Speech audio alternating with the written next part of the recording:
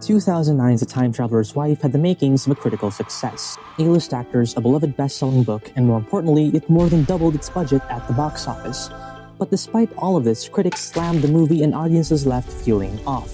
Some people pointed fingers to the creepy grooming subplot, which really didn't help, but the real reason this movie didn't land is much simpler than you think. It's because it lacked character, and there are two major reasons to back this up. But I can't effectively explain why this movie falls apart without giving you the slightest bit of context. So I'm going to try to run you through the entire movie in 20 seconds. Here it goes. When Henry was 6, he gained unique powers and lost his mom at the same time. A future version of himself shows up to tell him that he can time travel, but randomly and always naked. Eventually, he meets a girl who tells him she's been in love with him her whole life because a future version of him groomed her in the woods as a kid. They get married, he vanishes constantly, they argue, he sees himself die, and then it ends. The whole movie is about free will versus fate. Now let's talk about why the grooming isn't the main reason this movie got slammed. Because yeah, there are definitely creepy grooming vibes in this movie.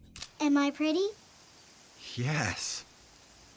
Very. What the fuck? But the truth is, any crime is forgivable if you build a world convoluted enough to let old people groom kids and walk away scot-free. Right, guys? So with that in mind, it's time to talk about why it was a critical flop by addressing its lack of character, with the first reason being the acting was too good. Now wait a second, the acting was too good? How the hell is that a bad thing? Well, you'd think, oh, great acting must mean great characters, right? But not really, because acting doesn't build character, writing does. Acting just brings to life whatever's already on the page. And if the page is empty, well, no actor is going to save that. Sure, there are rare cases where a performance straight up rewrites the character, like the actor reinvents the idea of the character and the script just plays catch-up. But most of the time, especially when you're adapting a book like The Time Traveler's Wife, the actor's job isn't to reinvent, it's to realize. They're following a blueprint. Problem is, the blueprint was mid. So let's clear things up. Rachel McAdams is amazing. Now before this, she was in The Notebook and Mean Girls, two great movies that released in the same year. For those of you younger kids who aren't as old as I am, this meant Rachel had to play a passionate young woman and a slightly irritating whiny bitch in The Notebook, and an even more irritating bitch in Mean Girls, and somehow she was my favorite character in that movie. That's emotional range and comedic timing in one package, so we're good on that. And then there's Eric Bana, a great actor with some well-known but not so good films under his belt. But really, the dude's not the problem. They were given roles to play and a script to internalize, and honestly, they did what they could. The real issue was writing the adaptation. The book covers 4 decades of these two people's perspectives. We're talking about full arcs, childhood trauma, existential questions, marriage problems, philosophical dread, all of that. And somehow the movie tries to squeeze it all into 1 hour and 40 minutes like it's a cute little summer romance. And because of that, a lot of things don't get past the cutting room floor. Unfortunately though, one of those things was depth. Which is wild because this movie has 2 of the most conceptually interesting leads I've ever seen, written in the most surface level way possible. To give you an idea, let's start with the man himself. So let's talk about Henry. On paper, Henry is one of the coolest main characters you could ever write. He's a dude who randomly teleports to different places at different points in time, both past and future. This means there can be more than one version of him existing at any given period, giving the movie the greatest opportunity to answer a question that men have been asking themselves for years. Would it be gay to let yourself hit?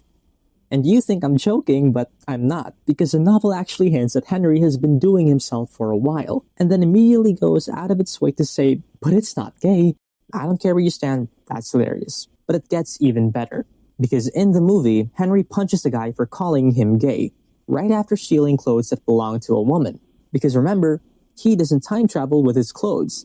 Every time he spawns, he's buck naked. That premise alone has so much potential. What's it like living when you're constantly on the run, where every time you disappear, you risk showing up in a war zone, cornfield, or a church full of nuns, naked? But being a love story, the film doesn't really focus on that. Instead, he's a librarian, which is practical given his genetic condition. And I get it. The time traveling is a plot device, and the thing we're really after here is its effect on the character's relationship and how we can relate to them in that manner. But the problem here is that we can't even appreciate the relationship because if you think about it, we don't even know who Henry really is. We know him by his powers and his past, but the full effect of this tandem on his psychological state is brushed off to make room to focus on the relationship he has with Clare. And this lack of personality makes him feel shallow. And if Henry is shallow, just wait till we get to Clare. Now let's talk about Clare. Clare's an artist. That's kind of her whole deal. She's also the time traveler's wife. But that's a job title. And the only real way to describe her character is this. She's a prisoner of her husband, of time, hell, even her emotions feel like they're being held hostage. And again, Rachel McAdams, phenomenal actress. The range is there, she can play love, loss, rage, sorrow, you name it. But the film doesn't let her.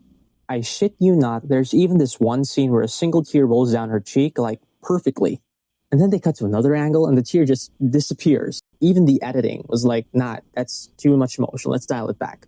And it sucks because the role actually had depth. The potential was right there. She's an artist. That's not random, that's thematic. She's literally creating something out of nothing. I mean, think about it. A blank canvas, despite being the most terrifying thing to an artist, is also the most exciting thing because of the endless possibilities it offers. It represents free will. And in a story that's obsessed with whether life is predetermined or not, exploring this side of her passion for making art could have been the perfect metaphor for breaking the loop, for choosing something, for trying to reclaim control. But instead, she does art like once. I don't really know what she's doing here. And then we just move on.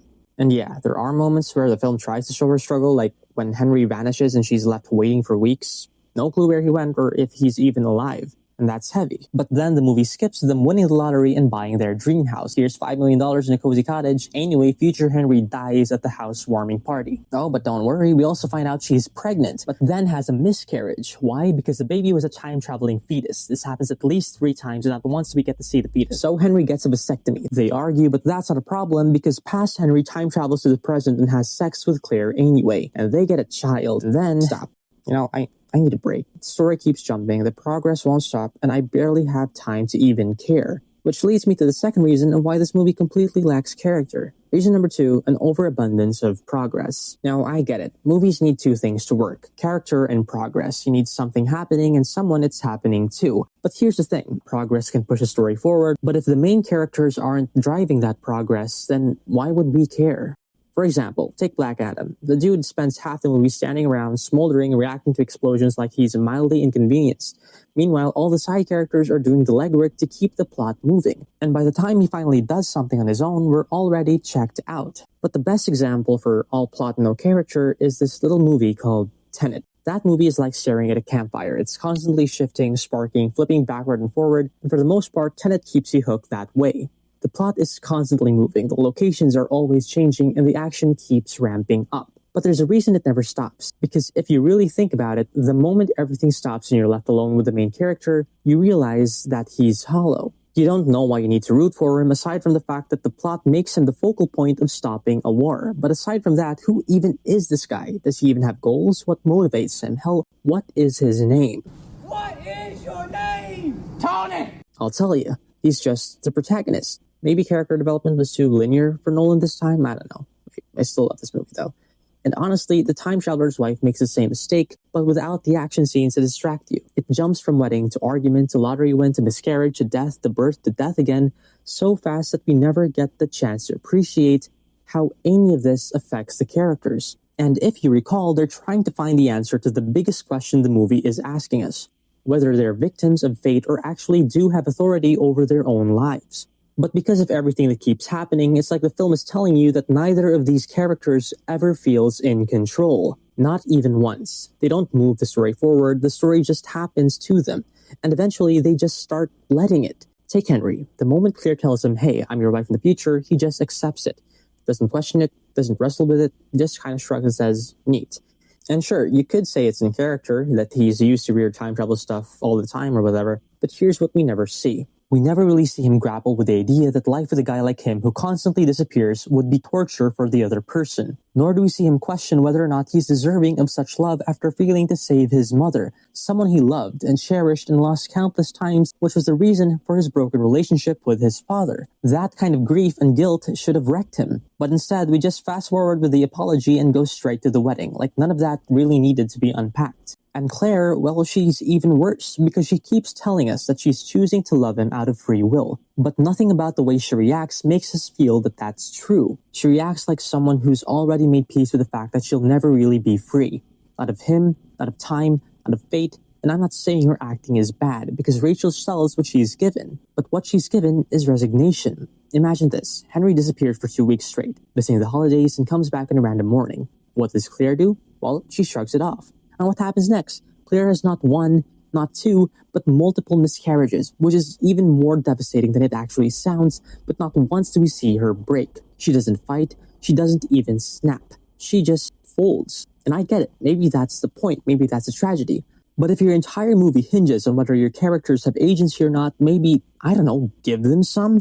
Let them wrestle, let them resist, let them doubt each other, let them love each other in messy, selfish, raw ways to make whatever we know happens feel deserved. Instead, what we get is 2 people slowly surrendering to a timeline they didn't choose. And by the end, it doesn't feel like a love story. It feels like a slow, dreamy collapse, one that doesn't even bother to wake you up before the credits roll. So what actually killed the time traveler's wife? Well, it wasn't the grooming, because you can write a story about anything, even something ethically uncomfortable, if you give us characters that feel real, that question their situation, that make choices, that struggle, that fight, that live. But in The Time Traveler's Wife, no one does that. Henry doesn't fight fate, Claire doesn't resist the script, and the story doesn't care whether they grow. It just cares that they get from point A to point B without tripping over their sad piano soundtrack. And what we're left with isn't a romance, it's a slideshow. A rapid-fire collection of milestones with no muscle holding them together. No weight, no chemistry, no character, and that's a tragedy. Not Henry's condition, not the grooming, not even the time-traveling fetus. It's the fact that this movie had everything. An interesting premise, talented actors, emotional stakes, and a chance to say something real about love, loss, and time. And it said almost nothing, because it was too busy trying to move forward to ever stop and let us care. Thanks for watching, and yeah. Anyways, that was my take. I'd really like to hear what you guys think. Did you like the movie? Did you not like the movie? Have you seen the movie? I do know that there is a series of the same title, but I really haven't watched that, and I don't think I will anytime soon. But yeah, that's it for me. See you in the next one. Like and subscribe for more. Thanks.